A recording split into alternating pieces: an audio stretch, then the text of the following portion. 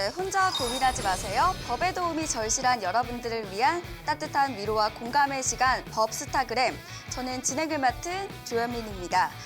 네, 제 곁에는 시청자 여러분들의 법률 고민을 해결해줄 힐링 멘토들이죠. 오현규 변호사님, 이지원 변호사님 모셨습니다. 반갑습니다.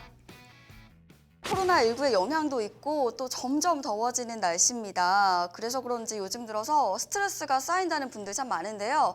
우리 변호사님들 스트레스 해소법 하나씩만 알려주시면 좋을 것 같으세요. 먼저 말씀해 주실까요? 네, 저는 코로나19 사태 때문에 사람이 많은 시간대에 나가서 돌아다니는 게 조금 그래서 밤 산책을 요즘에 즐겨서 하고 있습니다. 밤 산책이시면 어디로 자주 네, 나가세요? 전 뒷산, 집 근처에 네, 뒷산? 네. 그래서 주말 같은 때 다음날 뭐 출근을 안 할 때 밤 산책을 즐겨 하고 있습니다. 산이면 좀 위험하지 않아요? 네, 저는 언니랑 같이 살아가지고 언니랑 둘이 꼭 같이 갑니다. 뭐 후레쉬 키고 막 이렇게 다니시는 거예요? 네, 아니 근데 어차피 다 약간 동산 네, 말씀하시는 맞습니다. 거죠? 저는 막 호랑이 나오고 막 멧돼지 나오는데 그 안에 막 다니시는 줄 알고 깜짝 놀랐어요. 그렇지 않습니다.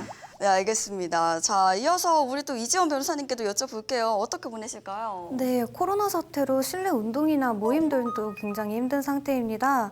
그래서 저는 일상의 소소한 즐거움을 찾아보고자 노력을 하고 있는데요. 네. 그동안 사놓기만 하고 읽지는 않았던 책들을 읽거나 아니면 영화 리뷰를 하는 를 보거나 하면서 스트레스를 해소하고 있습니다. 네, 이렇게 다양한 방법이 있으니까요. 여러분들도 정말 뭐 스트레스가 쌓일 때 뭐 운동하거나 아니면 보시거나 아니면 또 이렇게 다양한 방법으로 해결할 수 있으시니까 스트레스 너무 많이 받으시지 마시고요. 또 시청자 여러분들 스트레스 없는 하루하루 보내셨으면 좋겠습니다. 자, 이렇게 두 분과 함께 법스타그램 본격적으로 출발합니다.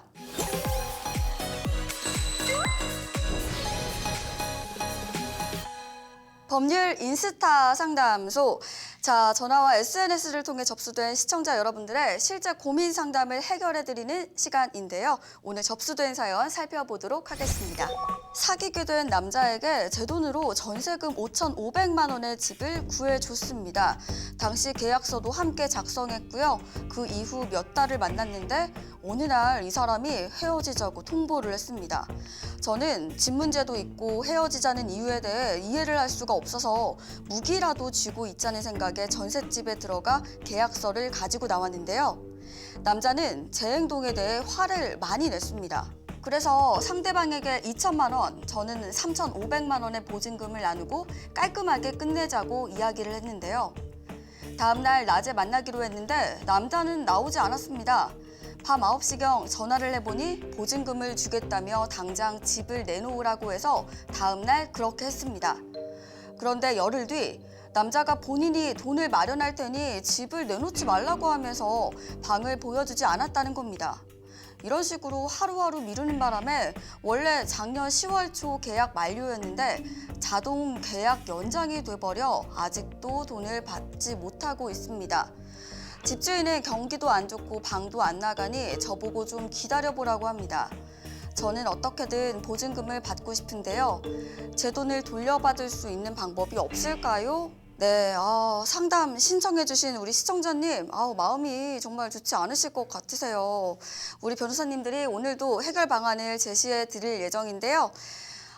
이번 상담, 우리 상담자분이 전세금을 돌려받기 위해서 그저 기다리기만 하고 있는 상황인 것 같으세요. 우리 변호사님 어떻게 보셨을지 궁금해집니다. 먼저 여쭤볼게요. 어떻게 보셨을까요? 네, 지금 상담자분께서 이별의 아픔이 채 가시지 않은 상태이신 것 같은데 이제 금전 문제까지 골머리를 썩게 되셔서 네, 많이 힘드실 것 같습니다. 네, 맞아요. 또 여러모로 이렇게 악재가 좀 겹친 것 같은데요. 또 어떻게 보실지 말씀해 주실까요? 네, 일단 함께 집을 구하고 5,500만 원이라는 거금의 전세금까지 이제 빌려줬을 정도면 상당히 깊은 관계라고 볼 수 있겠는데요.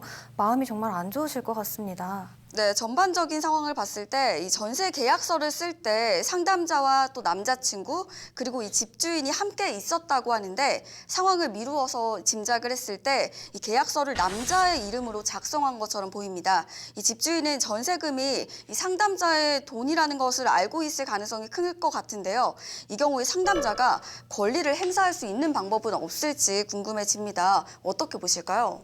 네, 일단 집주인 입장에서 계약할 당시에 이제 상담자분이 동석을 하고 또 그 돈이 상담자분의 돈이라는 거를 집주인이 알고 있었다고 하더라도 그 사실만으로는 이제 전세금 반환을 이제 상담자분이 집주인에게 청구하시긴 좀 어려울 것으로 판단이 됩니다. 왜냐하면 계약서에 그 계약 당사자로 상담자분이 이름이 명시되어 있으셔야 돼요. 이제 만약에 이름이 명시돼 있지 않으셨다고 하더라도 뭐 특약사항에 이 상담자분의 뭐 이름과 계좌로 그 금원을 입금한다, 이 부분이 명시가 되어 있으셔야 됩니다. 네, 잘 알겠습니다. 또 남자가 갑자기 이 이별을 통보한 후 정말 말 그대로 이 멘붕에 빠졌을 것 같습니다. 이 전셋집에 들어가서 계약서를 가지고 나왔다고 말을 했는데요. 조금 애매한 상황인데 이 계약서를 들고 있는 쪽에서 권리 행사가 가능할 수 있지 않을까 생각이 드는데요. 어떻게 보실까요? 네, 그렇지는 않습니다. 계약서를 누가 가지고 있느냐보다는 계약서상에 명시된 당사자가 누구인지가 가장 중요한 것이기 때문입니다. 네, 그렇군요. 이 남자 측에서는 또 상담자가 이 계약서를 가지고 갔다는 거에 대해서 굉장히 크게 역정을 냈다고 말을 했습니다. 이 상담자를 무단 침입이나 이 문서 절도죄로 몰아갈 수도 있는 상황을 초래할 수도 있을 것 같은데 어떻게 보실지 이 부분도 궁금해집니다. 어떻게 보실까요? 네, 일단 우선 이제 주거 침입의 죄에 대해서 말씀을 드리겠습니다. 주거 침입의 죄란 사람의 주거 또는 어떤 관리하는 장소의 평온과 안전을 침해하는 것을 내용으로 하는 범죄를 주거 침입죄라고 할 수 있겠는데요. 이제 사안에서 상담자가 그 남자친구분의 집에 이제 침입을 하셔서 전세 계약서를 들고 나왔기 때문에 주거 침입죄의 성립 요건은 충족하신 걸로 판단이 되고요. 또 이제 사람들 이제 보통 생각하실 때 계약서 종이 한 장이 이제 절도죄의 객체가 될 수 있을까 이제 생각이 드실 수 있는데 저희 판례 입장에서는 반드시 객관적인 금전적 교환 가치를 가질 필요는 없다. 네, 그런 입장이시고요. 따라서 이제 계약서도 절도죄의 객체가 된다라는 판례가 분명히 존재하고 있습니다. 네, 잘 알겠습니다. 또 이 집주인 같은 경우에는 어쨌든 두 사람의 관계를 잘 알고 있고 이 전세금의 출처도 알고 있는 상황인데요. 만약에 이 우리 상담자가 남성에게 민사소송을 걸었을 경우에 이 집주인이 이 증인이 되어준다면 전세금을 모두 돌려받을 수 있지는 않을까 이런 생각이 드는데 어떤가요?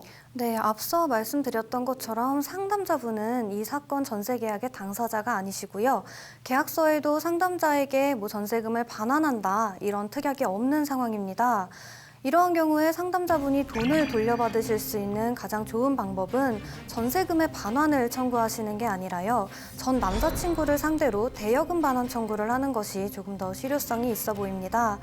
대여금 반환 청구 소송을 할 때는 차용증이 가장 중요한 증거가 되는데요. 설령 차용증이 없다고 하더라도 전 남자친구와 나눴던 통 메시지나 혹은 통화를 녹음한 녹취록이라던가 그렇지 않다면 계약을 체결할 때 함께 있었던 집주인의 법정 증언 등을 통해서 증거로 사용할 수 있다고 판단이 됩니다. 남자에 대한 이 배신과 함께 돈까지 잃어야 하는 상황에 처해진 우리 상담자를 위한 최대한의 해법 제시 부탁드리도록 하겠습니다. 네, 무엇보다 묵시의 갱신이 된 이 사건 계약이 해지될 수 있도록 임대인에게 해지 통보를 하시고 3개월간 기다렸다가 전세금을 반환받으셔야 할 것 같고요.